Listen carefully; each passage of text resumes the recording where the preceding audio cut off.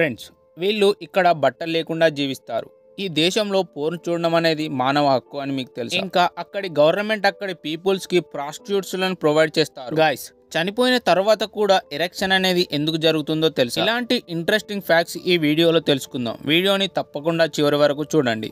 Friends, మనకి fever వచ్చినా, body pains, ఇంకా ఏదైనా చిన్న చిన్న సమస్యలు వచ్చినా మనకు తెలిసిన టాబ్లెట్స్ మెడికల్ షాప్కు వెళ్ళి తెచ్చుకొని వేసుకుంటాం కదా. ఇలా కేవలం ఇండియాలోని మాత్రమే డాక్టర్ ప్రిస్క్రిప్షన్ లేకుండా టాబ్లెట్స్ కొంటాం. ఇంకా మెడికల్ షాప్ వాళ్ళు కూడా ఇస్తారు కదా. కానీ మనం టాబ్లెట్స్ వేసుకునే ముందు ఇక్కడ మనం కొన్ని విషయాలు తెలుసుకోవాలి, లేదంటే చాలా ప్రాబ్లమ్స్ వస్తాయి. సాధారణంగా మనం తీసుకునే మెడికల్ స్ట్రిప్స్ మీద ఇలా సింబల్స్ ఉంటాయి. మరి వాటి యొక్క అర్థం ఏంటి? అవి నార్మల్ పీపుల్ కి తెలియదు. అవి కేవలం డాక్టర్స్ అండ్ మ్యానుఫ్యాక్చర్ చేసే వాళ్ళకే తెలుస్తాయి. వాటి గురించి ఇప్పుడు తెలుసుకుందాం. టాబ్లెట్ స్ట్రిప్ మీద back side red colour line ఉండి RX అనే సింబల్ ఉంటే అది డాక్టర్ ప్రిస్క్రిప్షన్ లేకుండా యూజ్ చేయకూడదని అర్థం. అలాగే టాబ్లెట్స్ మీద గానీ, ఆయింట్మెంట్స్ మీద గానీ NRX అనే సింబల్ ఉంటే వీటిని నార్కోటిక్స్ డ్రగ్స్ అని అంటారు. అంటే పెయిన్ కిల్లర్, స్లీపింగ్ డిసార్డర్ లాంటి వాటికి యూజ్ చేసేవి అన్నమాట. ఇది కేవలం డాక్టర్ ప్రిస్క్రిప్షన్ ఉండి దాని మీద డేట్ అండ్ సైన్ ఉంటే మాత్రమే మనకు మెడికల్ షాప్ వాళ్ళు ఇవ్వాలి. అది కూడా రీసెంట్ దై ఉండాలి. ఇంకోటి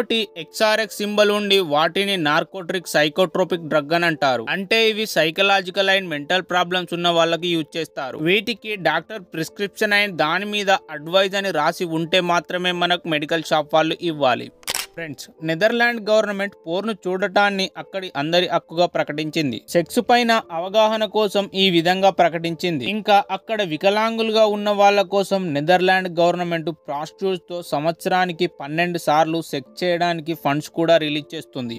గాయ్స్, మనందరికీ తెలుసు పిల్లలు పుట్టగానే ఏడుస్తే చాలా హెల్దీగా ఉన్నారని. అయితే అలా ఎందుకు ఏడుస్తారు? మరి ఏడవకుంటే ఏడ్చేలా డాక్టర్స్ ఎందుకు చేస్తారో ఇప్పుడు తెలుసుకుందాం. అయితే బిడ్డ తల్లి గర్భంలో ఉన్నప్పుడు మొదటి నెల నుండి 9 నెలల వరకు శ్వాస అనేది తీసుకోదు. అంటే బ్రీతింగ్ సిస్టమ్ అనేది వర్క్ చేయదన్నమాట. మరి ఎలా బ్రతుకుతుందంటే తల్లి గర్భంలో బేబీ డెవలప్ అయ్యేటప్పుడు న్యూట్రిషన్స్ అండ్ ప్రోటీన్స్ తల్లి నుండే తీసుకుంటాయి. తల్లికి బేబీకి కనెక్ట్ చేసిన ఆంబ్లికల్ కార్డ్ అనే ట్యూబ్ ద్వారా ఫుడ్, ఆక్సిజన్, కార్బోహైడ్రేట్స్ ఇంకా అదర్ ఫుడ్ ఐటమ్స్ మదర్ నుండి బేబీకి ట్రాన్స్ఫర్ అవుతాయి. ఇలా మదర్ నుండి బేబీకి వచ్చిన ఫుడ్ ద్వారా కావాల్సినంత ఎనర్జీ క్రియేట్ అవుతుంది. అలా ఫుల్ బాడీ డెవలప్ అవుతుంది. అలానే తల్లి నుండి బేబీకి వేస్టేజ్ లాంటి పదార్థాలు కూడా ట్రాన్స్ఫర్ అవుతాయి. మన బాడీలో ఎలా అయితే వేస్ట్ ప్రొడక్ట్స్ ఉంటాయో బేబీలో కూడా అలానే ఉంటాయి. ఇలా ఈ ప్రాసెస్ అనేది మొత్తం 9 నెలలు కంప్లీట్ గా బేబీ ఫామ్ అయ్యే వరకు జరుగుతుంది. ఆ తర్వాత బేబీ పుట్టగానే ఏడుస్తుంది. బేబీ ఎప్పుడైతే తల్లి గర్భం నుండి బయటకు వస్తుందో ఆ బేబీ యొక్క లంగ్స్ అనేవి పనిచేయవు, ఇంకా ఇనాక్టివ్ లో ఉంటాయి. ఎందుకంటే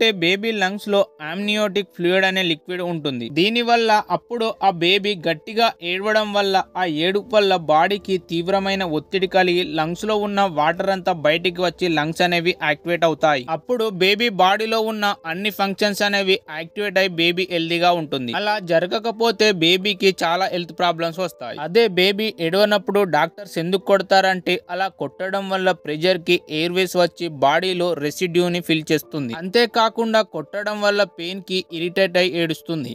ఫ్రెండ్స్, కిమ్ మామ ఎలాంటి వాడో మనలో చాలా మందికి తెలుసు. అయితే కరోనా టైంలో నార్త్ కొరియాలో ఆహార కొరత వచ్చింది. అప్పుడు ప్రజలు తినడానికి తిండి లేక చాలా ఇబ్బంది పడ్డారు. నార్త్ కొరియా ఫుడ్ ఐటమ్స్ ని ఎక్కువగా ఇతర దేశాల నుండి ఇంపోర్ట్ చేసుకుంటుంది. అయితే కరోనా టైంలో వాళ్ళ దేశంలోకి కరోనా రాకుండా ఉండాలని ఫుడ్ ని ఇంపోర్ట్ చేసుకోవడం ఆపివేశాడు. అక్కడి ప్రజలు ఆకలికి చాలా ఇబ్బంది పడుతుంటే వాళ్ళు పెంచుకునే కుక్కల్ని తినమని సలహా ఇచ్చాడు.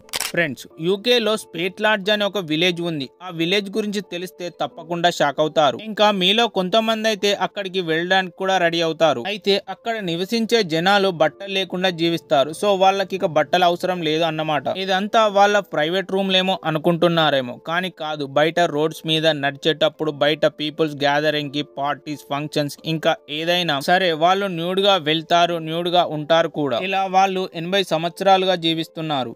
ఫ్రెండ్స్, ఇంటర్ కోర్స్ టైంలో ఉమెన్స్ బ్రెస్ట్ సైజ్ లో చేంజెస్ ఎందుకు వస్తాయి? అయితే ఇంటర్ కోర్స్ టైంలో బాడీలో ఈస్ట్రోజన్, ప్రీస్ట్రోజన్ అనే లెవెల్ చాలా ఎక్కువగా ఉంటాయి. ఆ టైంలో ఈ హార్మోన్స్ ఏం చేస్తాయంటే ఉమెన్ యొక్క బ్రెస్ట్ గ్రోత్ ని స్టిమ్యులేట్ చేస్తాయి. ఇలా నార్మల్ టైంలో ఉండే సైజ్ కంటే ఇంటర్ కోర్స్ టైంలో 20% ఇంక్రీజ్ అవుతాయి. ఇంకో రీజన్ ఏంటంటే ఇంటర్ కోర్స్ టైంలో సెక్సువల్ ఎరోషన్ కలిగినప్పుడు బ్లడ్ ఫ్లో అనేది ఇంక్రీజ్ అవుతుంది. ఇలాంటి టైంలో కూడా ఉమెన్ బ్రెస్ట్ సైజ్ అనేది ఇంక్రీజ్ అయ్యే ఛాన్స్ ఉంది.